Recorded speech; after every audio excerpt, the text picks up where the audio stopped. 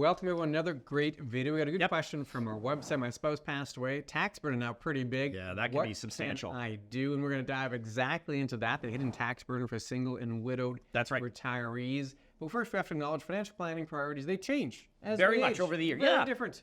And then there is, if you're navigating retirement alone, there is a tax disadvantage. Really can be. And there's probably folks sitting there saying, hey, that's not really me. Does this apply? Well, the data shows there's a clear trend in this direction. So let's look at that data. Yeah, so I mean, if we start in the U.S. sort of scenario with the U.S. Census Bureau, what we find is that, divorced, never married, separated, or widowed, females over 65, more than half of the American population, 55%, is in that single category. For men, it's about 32%, but as we know, men die sooner than women. Yeah. A lot of reasons for that, but we can go on beyond those scenarios. But that's the main thing for the U.S. On Stats Canada, there are over 2 million single and widowed Canadians, 65 and older. And as according to Stats Can, almost 26% of Canadians over the age of 65 live alone. So this is really a priority for everyone. Sooner or later, you may get to that, I'm an individual now, how am I going to deal with all this? Yeah, as the baby boomer generation ages, I imagine you'd see these numbers increase. Exactly. As that larger generation gets into those older years. Yep. But let's see the disadvantage, see what we can do about it. We'll start with an example. Let's meet Jane and John. They're both 66. We picked living in Manitoba, but really could be anywhere in Canada.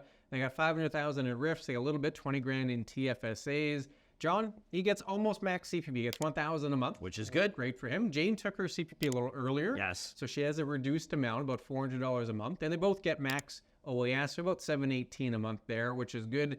They need, and this is key, they need $5,000 after tax every month just to enjoy life. Pay the bills, have a bit of fun. How do they do that? Well, we're talking CPP OAS. They also take money out of their RRIFs. They take $3,046 about. I'm making estimates here from the RRIF. Means they'll probably have a combined income $5,882. They can split it. That's the big one. That's a key item. Yep. So they end up paying about 15% of tax on average. So they get their $5,000 net. That works out pretty well.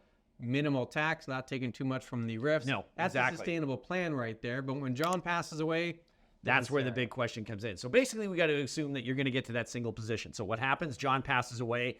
As a beneficiary, all the investment accounts, of course, will roll to Jane. That's easy. So this is all going to become the big part. Jane gets 60% of John's CPP, not the full amount anymore. So now, beforehand, they had $1,000 from John, $400. Now you get $1,000 total for Jane. So there's a little bit less money coming in there. Yeah. And again, on the OAS side, John's OAS just stops. You don't get it at all. So that's a big factor. Now, Jane, she wants to maintain that $5,000 per month, of course. So what's she going to need to do? She's going to need to draw more money out. With minimal TFSA, of course, that means there's more coming out of the RRIF. If we do that, again, can't split the income anymore. John's passed away. So on her tax return, that's not going to help out at all. So now we're going to have to withdraw, about $4,700, almost $4,800 from the RRIF each month. Total income is going to be about $6,500 on a ballpark, taxed at 23% now. So it's no longer that 15%. So what we're seeing is more money's coming out, more money's going to taxes. These are things that you have to take a look at. Yeah, so it's a different scenario. So Jane, only one old age security. Yep. Because there's no survivorship for the OAS. Not you at pass away, it just ends. So she simply loses that source of income. Less CPP. There is a survivorship, but it's not full. It's reduced amount. So less CPP. And now as a single individual, you can't income split. So not losing anymore. that ability to split the burden over 2 tax returns makes a difference. In Jane's case, it means she's depleting the savings faster, paying more tax, and only maintaining the lifestyle. That's right. It's not as if she's living high off the hog here. It's the same level of income after tax. It just has to draw more from her savings and pay more tax to get there. Or say, hey, I don't want that higher burden. She may have to cut back. Say, all right, I can't draw that much from my investments. I don't want to be that much of a tax burden. I will simply spend less.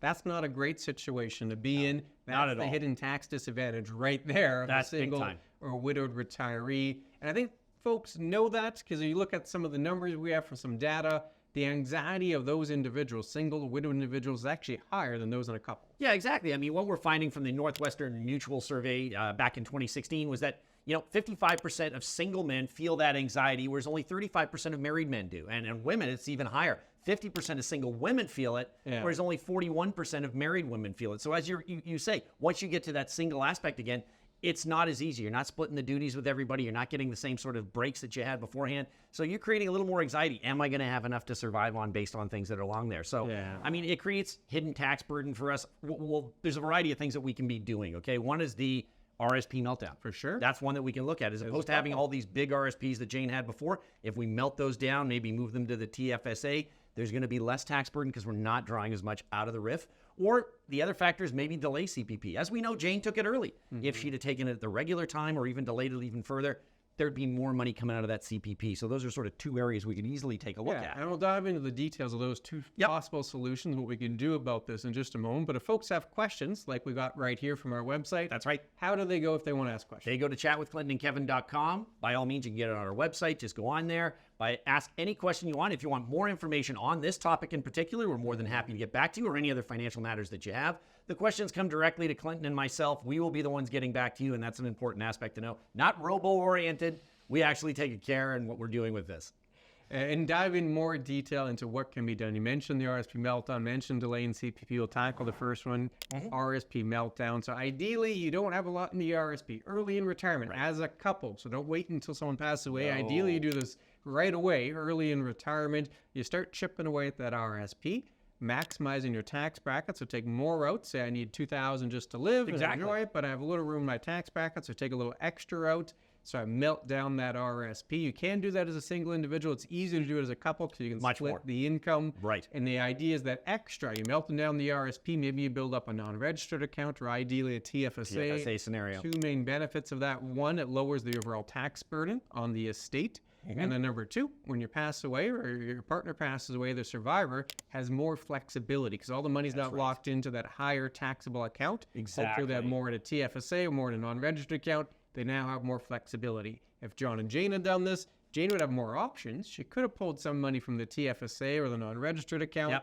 Instead of pulling all of it from the RIF, that would have lowered the tax burden. Less income you have to declare. Correct. They did not do that, so you had a bit of an issue. This would be one solution. Another solution, Jane took her CPP early. Delaying it could have been a solution. Yeah, I mean, if you can provide the delaying, as we say, when she took it early, she's only getting 400. So she's automatically losing percentages off of it early. If you maintain it at 65 or even take it later, you can actually gain more. So if that's the case, since it's an indexed plan all the time, she's going to be getting that constant update with the consumer price index and maintaining her living style. And again, that's going to be more money in her pocket, less that would have to come out of a RIF if it's not needed. And that's going to maintain a lot of things that goes on. So again, we can permit larger withdrawals early on, optimize that RSP meltdown, accompany that with the delay in CPP, and all of a sudden we're taking a look at more money for Jane going forward without that tax burden that she has to worry about. Cushion the loss of pension income when John passes. Right? If Jane has more of her own pension, well, that cushions the loss. Or if John has more that he passed away, well, the survivorship component could be a little larger as well. That's right. A couple of benefits there.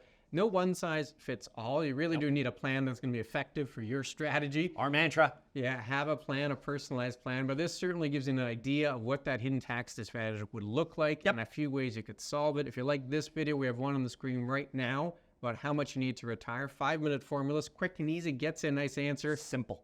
Click on that video. We'll see you again very soon. Take care.